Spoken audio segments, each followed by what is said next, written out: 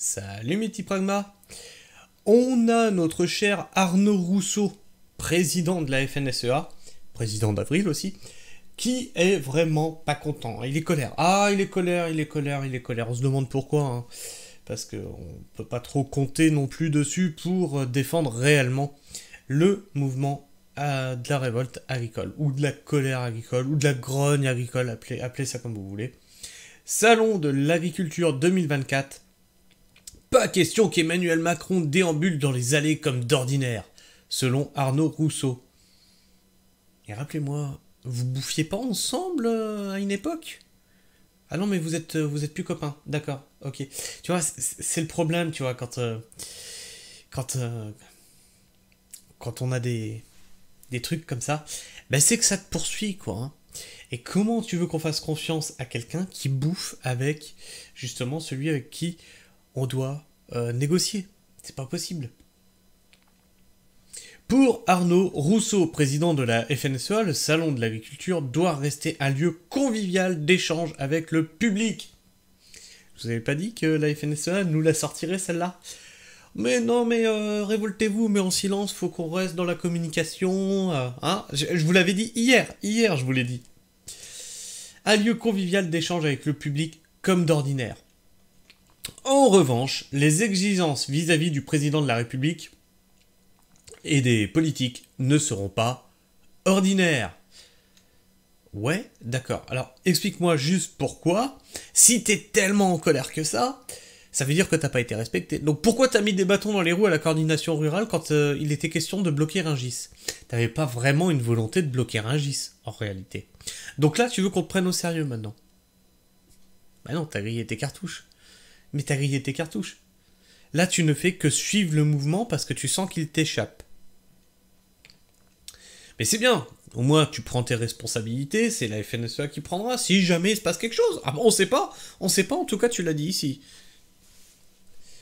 L'ultimatum lancé par les agriculteurs approche. Le salon de l'agriculture ouvre ses portes ce samedi 24 février. Et d'ici là, le monde agricole qui a manifesté sa colère, son désarroi et ses exigences attend des réponses concrètes. À la veille de la prise de parole du Premier ministre, qui vous fera des grandes promesses comme d'habitude, mais rien de concret, Gabriel Attal, programmée ce mercredi 21 février, et en attendant celle du président de la République Emmanuel Macron. Le président de la FNSEA, Arnaud Rousseau, a accordé un entretien à la presse régionale.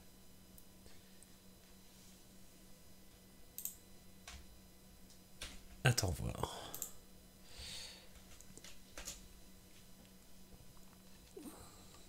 Voilà, on va le mettre là. Toc.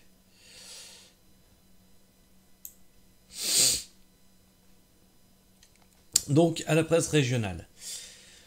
Un salon forcément pas comme les autres, quel que soit le contenu des prises de parole, d'ici l'ouverture des portes, le Salon international de l'agriculture version 2024, ou du moins la traditionnelle visite présidentielle, ne sera pas un samedi inaugural comme les autres, avertit Arnaud Rousseau.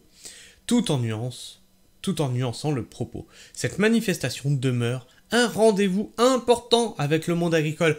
Vous voyez qu'ils veulent surtout pas l'abandonner. Moi, franchement, dans l'état actuel des choses, il aurait fallu le boycotter, ce truc-là. Je l'ai dit depuis le début, il aurait fallu boycotter ce machin-là. Cette manifestation demeure un rendez-vous important entre le monde agricole et le grand public. Et il n'est pas question d'en faire un lieu de confrontation entre agriculteurs. De quoi? De confrontation entre agriculteurs. Ok, on a compris. Encore une fois, hein, c'est toi qui as foutu la merde avec la coordination rurale. Et là, t'es en train de nous dire, non mais il faut pas que les agriculteurs se battent entre eux. Tu te fous du monde. En réalité, tu te fous du monde.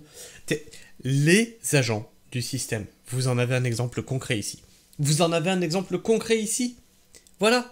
Il faut savoir lire entre les lignes, là. Enfin, c'est même plus entre les lignes, c'est carrément dit en toutes lettres. Cette manifestation demeure un rendez-vous important entre le monde agricole et le grand public. Il n'est pas question d'en faire un lieu de confrontation entre agriculteurs. Pourquoi les agriculteurs se foutraient sur la gueule entre eux? Parce qu'il y a division. Qui a créé la division? C'est toi. Il s'agit pour les agriculteurs d'expliquer leur métier et de faire résonner auprès des citoyens l'importance de l'acte d'achat dans l'orientation de la production agricole. Alors, ça se fait au quotidien en fait. Tu vois, moi, ça je le fais au quotidien. D'expliquer mon métier, d'intéresser les gens, de prouver par l'exemple qu'une autre agriculture que ton agriculture productiviste est possible et produit du légume. Hein. Tu vois, ça je le fais constamment. Et j'ai pas besoin d'un salon de l'agriculture pour le faire. Je le prouve sur le terrain. Auprès des citoyens. Mais le truc, c'est que pourquoi tu as besoin de le prouver auprès des citoyens? C'est parce que toi, les produits que tu fais, ils ne vont pas aux citoyens. Ils vont dans des usines, ils sont transformés et ensuite ils reviennent en rayon. Il y a donc le contact avec le grand public, acquis à leur cause, qui s'effectuera dans la sérénité.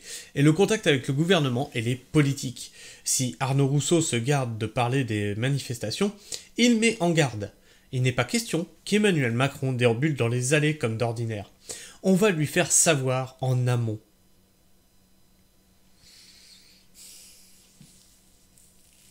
Pour l'inviter à ton anniversaire après, non? Comment ça se passe? On attend des prises de parole et des échanges directs avec les agriculteurs. Oui, et puis tu nous diras « Non mais c'est bon, on a obtenu ce qu'on voulait. Je lui ai donné mon rendez-vous pour mon anniv, c'est bon, c'est ok. » Il a dit oui. Des lois et un calendrier attendus.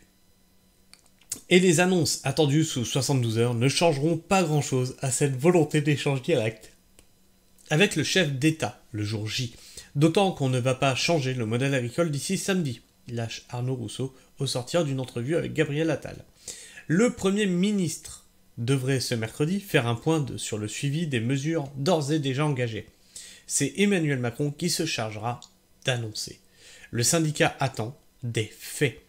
À court terme et pour le moyen et long terme, un calendrier et des lois. Les sujets principaux restent les mêmes. Un revenu juste pour les agriculteurs, des prix et de la compétitivité. Non, ils veulent pas de la compétitivité en fait.